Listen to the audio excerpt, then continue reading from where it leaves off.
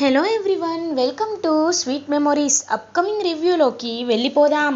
జగదాత్రి కేదార్ ఇద్దరు యువరాజ్, నిషిక, వైజయంతి, సుహాసిని ఫోటోని దొంగతనం చేయకుండా చాలా అంటే చాలా జాగ్రత్తగా దాచిపెట్టుకుంటారు. ఆ దాచిపెట్టే విషయంలో కూడా వాళ్ళు సక్సెస్ అయితే అవుతారు. ఇంకా అలా యువరాజ్ రేపే రేపే ఆ ముసలోడు ఇక్కడికి వస్తాడన్నావు కదా, కాబట్టి వాడు సాక్ష్యాలు ఇచ్చేంత వరకు చూద్దాం, ఎన్ని చెప్పినా ఆయన నమ్మరు కదా అని అంటుంది నిషిక. అవును, ఫోటో ఎలాగో దక్కించుకోలేకపోయాం, కనీసం సాక్ష్యాలైనా మన దగ్గరుంటే అప్పుడు ఎవరు ఏమి చేయలేరు అని ఎంతో హ్యాపీగా ఫీల్ అవుతాడు యువరాజ్. ఇది ఇలా ఉండగా మార్నింగ్ అవుతుంది. జగదాత్రి కేదార్ ఇద్దరు హాల్లోకి వస్తారు. ఆ ఫోటో సుహాసిని ఫోటో తీసుకొని వాళ్ళ తాతయ్య దగ్గరికి వెళ్ళాలి అని ఫిక్స్ అవుతారు. కరెక్ట్గా అప్పుడే కేదార్ వాళ్ళ తాతయ్యే వజ్రపాటి ఇంటికి వస్తారు. ఒక్కసారిగా సుధాకర్, కౌశికి అందరూ షాక్లో ఉండిపోతారు. ఇంకలా చూస్తూ ఉంటారు. తాతయ్య గారు, మీరు ఇక్కడికి వచ్చారేంటి అని అడుగుతాడు యువరాజ్ కావాలనే. నా మనవడికి నా సాక్ష్యాలని ఇవ్వడానికి వచ్చాను. నేను ఈ సాక్ష్యాలని సుధాకర్కి, సుహాసినికి పెళ్ళి అయ్యింది అనే సాక్ష్యాన్ని ఇవ్వాలి అని మనస్ఫూర్తిగా కోరుకున్నాను. అదే సాక్ష్యాన్ని ఇస్తున్నాను అని ఇంకా అలా ఆ సాక్ష్యాలని తీసుకువెళ్తూ ఉంటారు. యువరాజ్ చాలా హ్యాపీగా ఫీల్ అవుతారు. ఇతను నన్నే మనవడు అనుకుంటున్నాడు కాబట్టి హ్యాపీగా ఇచ్చేస్తానని చెప్పి ఎంతో హ్యాపీగా తీసుకోవాలనుకుంటే యువరాజ్ దగ్గరికి వెళ్ళి యువరాజ్ చెంప పగల కొడతారు కేదార్ వాళ్ళ తాతయ్య. ఒక్కసారిగా షాక్లో ఉండిపోతాడు యువరాజ్. వెంటనే వైజయంతికి చాలా కోపం వస్తుంది. ఏంది ఏంది పెద్ద మనిషి, నువ్వు నా కొడుకుని కొడతావా అని గట్టిగా అడుగుతుంది. అదేంటమ్మా, నీ కొడుకు ఇక్కడున్న ఇతను కదా, అతన్ని కొడితే నువ్వెందుకు బాధపడుతున్నావు అని అడుగుతారనమాట కావాలనే. ఇంకా వైజయంతికి ఏం చెప్పాలో అర్థం కాదు. నిజం చెప్పాలంటే అంటే వాడిని నేను అనేలోపు, వద్దమ్మా, ఇంకా ఇంకా నా ముందు నటించాలని చూడకండి. చిన్నప్పటి నుండి నా మనవడికి అన్యాయమే జరుగుతుంది. ఇప్పటికి కూడా అన్యాయం చేయాలని ట్రై చేస్తూ ఉండడం, దాన్ని సుధాకర్ సమర్థిస్తూ ఉండడం చాలు. ఈ నాటకానికి తెర చాలు. ఇదిగో ఇక్కడున్న ఇతనే నా మనవడు కేదార్ అని నాకు తెలిసిపోయింది అని కేదార్ వైపు చూపిస్తూ చెప్తారు. ఒక్కసారిగా చాలా అంటే చాలా హ్యాపీగా ఫీల్ అవుతారు కేదార్. ఇంకా జగదాత్రి, తాతయ్య గారు మీరు నిజం తెలుసుకున్నారా అని అడుగుతుంది. అవునమ్మా జగదాత్రి, నేను నిజాన్ని తెలుసుకున్నాను. సూరి అని సూరిని పిలుస్తారు. ఇంకా సూరి అలా వస్తారనమాట. ఎవరైతే కేదార్ మీ మనవడు ఊరు తిరిగొచ్చారు పెద్దయ్య అని లెటర్ రాయడం వల్లే కేదార్ వాళ్ళ తాతయ్య తిరిగి వస్తారు హిమాలయస్ నుండి, ఆ ఆ అంకుల్ అనమాట సూరి.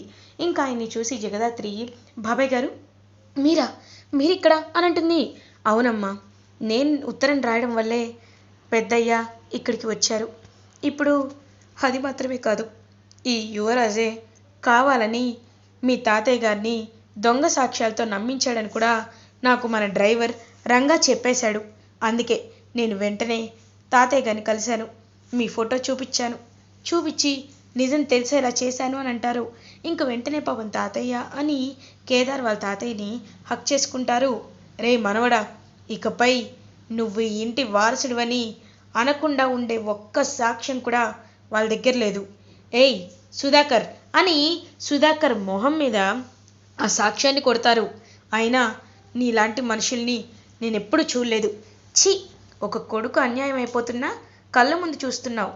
అవునులే, నీకు మనుషుల్ని బాగా వాడుకొని నీ అవసరం తీరాక వదిలేయడం అలవాటే కదా. నా కూతుర్ని కూడా నమ్మించి మోసం చేసి ఇలా చేసావు. అయినా నీకు ఆ పాపం దేవుడు ఊరికే పోనివ్వడు. కానీ కనీసం నా మనవన్ని ఇప్పటికైనా నీ కొడుకు అని ఒప్పుకుంటే నువ్వు చేసిన పాపానికి కొంచెమైనా ప్రాయశ్చిత్తం ఉంటుంది. లేదు అని అనుకుంటే మాత్రం నీ పాపాన్ని నేను బయట పెడతానురా అని అంటారు సుధాకర్తో కేదార్ వాళ్ళ తాతయ్య. వీరశంకర్ ఒక్కసారిగా వైజయంతి, బో ఏంది బో అలా ఆలోచిస్తున్నావేంటి బో అని అంటారు. అవును, తప్పేముంది, అయినా ఆయన చెప్పింది నిజమే కదా. ఇన్నాళ్ళు ఇదిగో నీకు భయపడి, సొసైటీకి భయపడి నా కొడుకుని నేను చెప్పలేకపోయాను. కానీ ఇప్పుడు కేదార్ నా కొడుకని ఖచ్చితంగా నేను ఒప్పుకోవాలి, లేకపోతే నేను అసలు మనిషినే కాదు.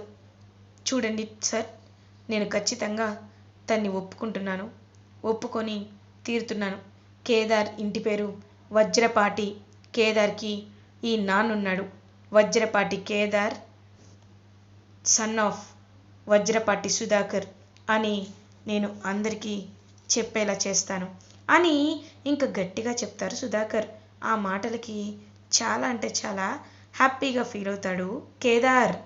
ఇంకా యువరాజ్ ఏదైతే జరగకూడదు అనుకున్నాడో అదే జరిగేసరికి చాలా అంటే చాలా కోపంగా ఫీల్ అవుతాడు. ఛ, నేను ఇదే జరగకూడదు అనుకున్నాను, కానీ ఇదే జరిగింది. ఎలా అయినా ఈ యువరాజ్ గారిని, కేదార్ గారిని నేను చంపేస్తా అని అప్పటి నుండి డైరెక్ట్గా చంపేయాలి అని ఫిక్స్ అయిపోతాడు యువరాజ్. ఇది ఇలా ఉండగా మార్నింగ్ అవుతుంది. జేడీ కేడీగా మారి జగదాత్రి కేదార్ అయితే పోలీస్ స్టేషన్కి వెళ్తారు. అప్పుడే కరెక్ట్గా సాధు సార్ అయితే ఇంకా చెప్తారనమాట, ఇవాళ మహంకాళి జాతర ఉందని గుర్తుంది కదా జేడీ, మినిస్టర్ రాయుడు ఎక్స్ట్రా సెక్యూరిటీగా నిన్ను అండ్ కేడీని రిక్వెస్ట్ చేశారు, కాబట్టి మీరు ఖచ్చితంగా సెక్యూరిటీ పర్పస్ వెళ్ళాలి. కానీ ఇదంతా చూస్తుంటే నాకేదో ప్లాన్లా అనిపిస్తుంది, అందుకే మీ ఇద్దరు అవుట్ ఆఫ్ స్టేషన్ వెళ్ళారని చెప్పి వేరే వాళ్ళని పంపిస్తాను అని అంటారు. లేదు సార్, అలా చేస్తే మేము వాడికి భయపడినట్లు అవుతుంది, కాబట్టే మేము అలా చేయాలని అనుకోవటం లేదు, ఏదైనా ఎదురు వెళ్ళే పోరాడతాం సార్ అని అంటుంది జేడీ. కానీ నీకు ఒక విషయం చెప్పాలి జగదాత్రి, అదేంటో తెలుసా, మీనన్ వాడిని కలిశాడని మనకి ఇన్ఫర్మేషన్ ఉంది. ఒకవేళ మీనన్ అవినాష్ ఇద్దరు కలిస్తే మాత్రం ఖచ్చితంగా నీ ఐడెంటిటీ బయట పడుతుంది, నిన్ను వాళ్ళు ప్రాణాలు కూడా తీసే అవకాశం ఉంది, మరి చావుకి ఎదురెళ్తావా అని అంటారు. ఒక ఆడపిల్లకి న్యాయం చేయడానికి, ఒక కరుడ కట్టిన నేరస్తుని ఓపెన్గా పట్టుకోవడానికి నా ప్రాణాలు పోయినా నేను లెక్క చేయను సార్, ఆఖరి శ్వాస వరకు పోలీస్ డ్యూటీ చేస్తూనే ఉంటాను ఈ కాకిగా అని అంటుంది. పాపం ఎంతో హ్యాపీగా జేడీ. ఇంకా అలా జేడీ, నిన్ను చూస్తుంటే నాకు మీ అమ్మాయి గుర్తొస్తుంది, నిజంగా చాలా అంటే చాలా హ్యాపీగా ఉంది, గో హెడ్ అని ఇద్దరిని మినిస్టర్ రాయుడు దగ్గరికైతే అసైన్ చేస్తారు.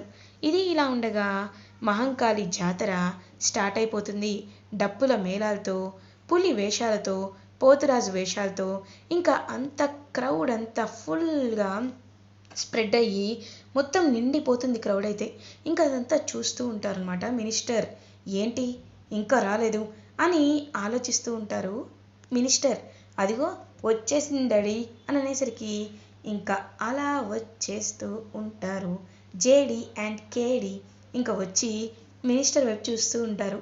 సార్, మీకు థ్రెట్ ఉందని ఇన్ఫర్మేషన్ వచ్చింది, అందుకే మీ దగ్గరికి వచ్చాం సార్ అని ఇద్దరు అయితే మినిస్టర్ దగ్గరికి వెళ్తారు. ఇంకా మినిస్టర్, థ్రెట్ ఉన్నది నాకు కాదు, మా అబ్బాయికి, వాడి దగ్గర కాపలా ఉండండి అని అంటారు.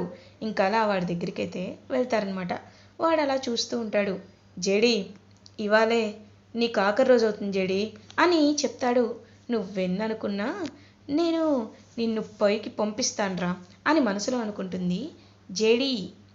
కరెక్ట్గా అదే జాతరకి కౌశికి, సుధాకర్ అండ్ ఫ్యామిలీ కూడా వస్తారు. వైజయంతి, అమ్మి నిషి, నువ్వు మాత్రం చాలా జాగ్రత్త ఉండాలా అని అంటారు. ఖచ్చితంగా జాగ్రత్తగానే ఉంటాను అని అంటుంది. సుధాకర్, యువరాజ్కి ఖచ్చితంగా బిడ్డ పుడితే, నిషిక ప్రెగ్నెంట్ అయితే మహంకాళి జాతరకు వస్తానని మొక్కుకున్నాం, అందుకే ఇలా వచ్చామని చెప్పి ఇంకా విఐపి లైన్లో అయితే నడుస్తూ ఉంటారు. అప్పుడే కరెక్ట్గా జగదాత్రి కేదార్కి కాల్ చేస్తూ ఉంటే జేడీ కేడీ కాల్ లిఫ్ట్ చేస్తారు. హలో, ఎక్కడున్నారు, మీరు కనిపించడం లేదని అడుగుతారు. పాపం కౌశికి, వదిన మాకు ఒక ఇంపార్టెంట్ విషయంపై మేము పక్క ఊరు వెళ్ళామని అబద్ధం చెప్పేస్తారు జేడీ. ఇంకా జేడీ కేడీ కూడా అక్కడ కనిపించడంతో జేడీ కేడీ మీరు ఇక్కడే ఉన్నారా అని చూస్తూ ఉంటారు. అవినాష్ని చూసి, అంటే వీడు మినిస్టర్ కొడుక అని అలా చూస్తూ ఉంటారనమాట కౌశికి. ఇంకా వాడైతే, రే మీనన్ బాయ్ వస్తారన్నాడు, కానీ ఎక్కడున్నాడ్రా, మీనన్ బాయ్ కనిపించడం లేదే అని ఆలోచిస్తూ ఉంటే మీనన్ ఒక పోతురాజు వేషంలో వస్తాడు. మీనన్ బాయ్ ఎక్కడ చుట్టూ వెతుకుతుంటే అప్పుడే పోతురాజు గెటప్లో వస్తాడు అనమాట. అలా మొత్తం ఎల్లో కలర్ టైగర్ అండ్ చేతిలో కత్తి అండ్ అది కొరడ వాటితో పాటు వస్తాడనమాట. అలా మీననైతే ఏయ్ నువ్వే నా దగ్గరికి వస్తున్నావు అనేసరికి నేన్రా మీనండి అని అంటారు. బాయ్ మీరు గెటప్స్ వేస్తారని ఎప్పుడు వినడమే తప్ప చూడలేదు బాయ్, ఇప్పుడే చూస్తున్నాను, మీ నిజంగా గ్రేట్ బాయ్ అని అంటారు. గ్రేట్ కాదు ఏమీ కాదు, జేడీ కోసం నేను ఎన్ని వేషాలైనా మారుస్తాను. సరే ప్లాన్ గుర్తుందిగా అని అంటారు. బాగా గుర్తుంది అని చెప్పి ఇంకా అలా ప్లాన్ అయితే ఇంప్లిమెంట్ చేస్తారు. అప్పుడే కరెక్ట్గా జేడీ కేడీ అవినాష్ కనిపించడం లేదు, ఒకసారి వీళ్ళు వెతకండి అని అంటారు. వెతుకుతామని చెప్పి ఇంకా అలా వెంటనే వెతకడానికి జేడీ కేడీ కొంచెం దూరంగా వెళ్తారు. అలా వెళ్ళగానే కరెక్ట్గా అవినాష్ కొంతమంది మనుషుల్ని పెట్టించి జేడీ కేడీ కళ్ళల్లో ఒక టైప్ ఆఫ్ ఇసుక పడేలా చేస్తాడు. సో జేడీ కేడీ కళ్ళు అయితే మసకగా అయిపోతాయి. వెంటనే అలా చూస్తూ ఉండేసరికి ఇంకా కొంతమంది వచ్చి రే వాళ్ళ ఫేసుకున్న మాస్క్ తీసేయండిరా అని అంటారు. ఇంకా వెంటనే అలా మాస్క్ అయితే తీసేస్తూ ఉంటారు. పాపం జేడీ కేడీ మాస్క్ అయితే తీయబడుతుంది. అప్పుడే కరెక్ట్గా రే మీనన్ బాయ్ని వెళ్ళి పిలుచుకొని రండ్రా అని అంటారు. ఇంకా మీనన్ అయితే అలా నడుచుకుంటూ వస్తాడు. అప్పుడే కరెక్ట్గా అమ్మవారి మహంకాళి దగ్గర నుండి పసుపు కుంకుమ అయితే అలా గాలికి ఎగురుతూ జగదాత్రి అలియాస్ జేడీ అండ్ కేడీపై పడుతుంది. ఇంకా అలా ఫేస్ అంతా పసుపు కుంకుమలతో మారిపోతుంది. జగదాత్రిగా, జేడీగా, ఆడపిల్లగా, ఒక పరాశక్తిలా మారుతుంది జగదాత్రి. ఇంకా అలా ఆ రౌడీలని కళ్ళు మొత్తం మసగా ఉండేసరికి అంతా క్లీన్ చేసుకొని ఒకడు కరెక్ట్గా కత్తితో పొడవబోతుంటే వాడి చెయ్యి పట్టుకొని మెలి తిప్పుతుంది జగదాత్రి అలియాస్ జేడీ. ఇటువైపు కేదార్ కూడా వాళ్ళని తిప్పి కొడుతూ ఉంటాడు. ఇద్దరి ఫేస్కి పసుపు కుంకుమ ఉండడంతో ఇంకా మీనన్ అక్కడికి వచ్చేలోపు మీనన్ కళ్ళల్లో కుంకుమని గట్టిగా కొడుతుంది జగదాత్రి. ఇంకా మీనన్ అలా కట్టిపడేస్తాడు. మీనన్ కింద పడిపోతాడు. అప్పుడే అవినాష్ని గట్టిగా ఇంకా మెడ పట్టుకొని వాడిని మోకాలపై కూర్చోబెట్టి ఇద్దరి చేతులు కాళ్ళు కట్టేస్తారు జగదాత్రి. ఏరా మా రియల్ ఐడెంటిటీ తెలుసుకుంటే అది బయట పెడితే మేము ఊరుకుంటామనుకుంటున్నావా? నా ఫ్యామిలీ జోలికి నిన్ను వదిలిపెట్టనని చెప్పాను కదరా. ఇప్పుడు ఈ మీననే నిన్ను చంపేలా చేస్తా అని అంటారు. ఏయ్ జేడీ ఏయ్, మాట నీ నోట్లోండి వినపడిందో ఏం చేస్తానో నాకే తెలీదురా మీనన్. ఇన్నాళ్ళు ఎన్నో నేరాలు చేసావు, ఎన్నో పాపాలు చేసావు. ఈ పాపాలు నేరాలు అన్నీ కలిపి ఇప్పుడు నువ్వు అనుభవించేలా చేస్తా. ఏంటంటి ఒకప్పుడు మినిస్టర్ తాయారు వాళ్ళ హస్బెండ్ మినిస్టర్ని చంపింది నువ్వే కదా మీనన్ అని అంటుంది జేడీ. ఒక్కసారిగా మీనన్ ఈ విషయం ఎలా తెలిసిపోయింది అని ఆలోచిస్తూ ఉంటారు. ఏంటి ఎలా తెలిసింది అనుకుంటున్నావా? నువ్వు ఒక చీమ లాంటి వాడివి మా ముందు. నువ్వేం చేస్తున్నావో మాకు తెలీదా? తెలుసుకున్నాం, కానీ ఈ విషయాన్ని తాయారుతో చెప్పే సాక్ష్యాలు లేకే ఆగిపోయాం. ఇప్పుడు కూడా ఇదిగో ఈ ఉంగరాజుట్టు అవినాష్ గారిని నీ చేత్తోనే చంపిస్తాన్రా. అప్పుడు ఏమవుతుందో తెలుసా? ఆ మినిస్టర్ నీపై పగబడతాడు. డీల్ కుదరలేదని చంపేశామని చెప్తారు అని అంటారు. నేను వాడిని చంపను కదా అని అంటారు. అవినాష్ ఏమో డాడీ అని ఇంకా కట్లు తెంచుకొని పరిగెత్తబోతుంటే అదే జాతరకి కృష్ణమూర్తి ఎవరైతే ఆ చనిపోయిన అమ్మాయి సుమ వాళ్ళ తాతయ్య ఉన్నారో ఆయన కూడా వస్తారు. వచ్చి ఇంకా గన్తో గట్టిగా షూట్ చేసేస్తారనమాట. వెంటనే ఇంకా షూట్ చేసేసరికి అలా కుప్పకూలి కింద పడిపోతాడు ఆ అవినాష్.